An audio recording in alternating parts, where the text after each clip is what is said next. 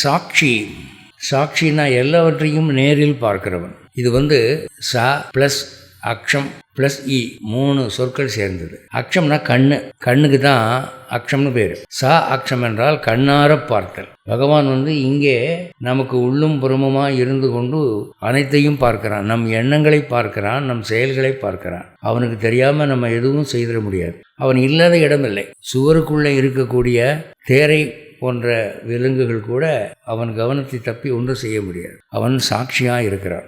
நம்ம பேச்சு வழக்கத்தில் மனசாட்சிக்கு விரோதம் இல்லாமல் வேலை செய் அப்படின்னு சொல்கிறோம் இல்லையா? இப்போ மனசாட்சிங்கிறதுக்கு நாம் என்ன அர்த்தம் பண்ணியிருக்கிறோம் அப்படின்னா, நம்ம மனசுக்குள்ளேருந்து நமக்கு கேட்குற மாதிரி ஒரு குரல், அதுதான் மனசாட்சின்னு நினச்சிட்டு இருக்கிறோம். இது அவனவனுக்கு ஒவ்வொரு விதமாக கேட்கும். குடிகாரனுக்கு சாராய கடையை பார்த்தா போன்னு கேட்கும், திருடுறவனுக்கு திருடுன்னு கேட்கும். ஆனால் இவங்க மனசாட்சின்னு எதை சொன்னாங்க பெரியவங்க அப்படின்னா, இந்த ஆத்மாவுக்குள்ளே சாட்சியாக இருந்து கொண்டு நம்முடைய சொல் செயல்களை கவனித்து கொண்டு நாம் தவறு செய்யும் போது ஒரு உறுத்தலை கொடுத்து செய்யாதே என்று தடுக்கிற பகவானுடைய அந்த குரல், அதுதான் அவங்க மனசாட்சின்னு சொன்னாங்க. நீங்க தொடர்ந்து பாவகரமான வாழ்க்கை வாழும்போது அந்த மனசாட்சி மழுங்கி போகிறது, அதனுடைய சென்சிட்டிவிட்டி போயிடுது. இவனுக்கு என்ன சொன்னாலும் கேட்க மாட்டான்னு அந்த தெய்வம் விலகிக்குது.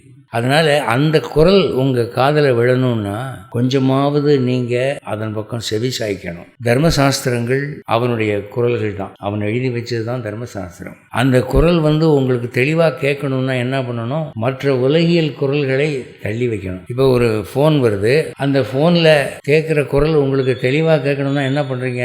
டிராஃபிக் சந்தடி சத்தமில்லாத இடத்துக்கு ஒதுங்கி போய் ஒரு காதை பொத்திக்கிட்டு கேட்குறீங்க, அப்போ தான் அந்த குரல் கேட்கும். அது மாதிரி பகவானுடைய குரல் நமக்கு தெளிவாக கேட்கணும்னா இந்த உலகியல் ஈடுபாடுகள்லேருந்து கொஞ்சம் ஒதுங்கணும். அதான் முனிவர்கள் காட்டுக்கே போயிட்டாங்க. இந்த கச்சராவே நமக்கு வேணாம், அங்கே போய் பகவானும் நாமமாக இருப்போம் என்று இருந்தார்கள். அதனால சாட்சியாக நேராக பார்க்கிறோம்.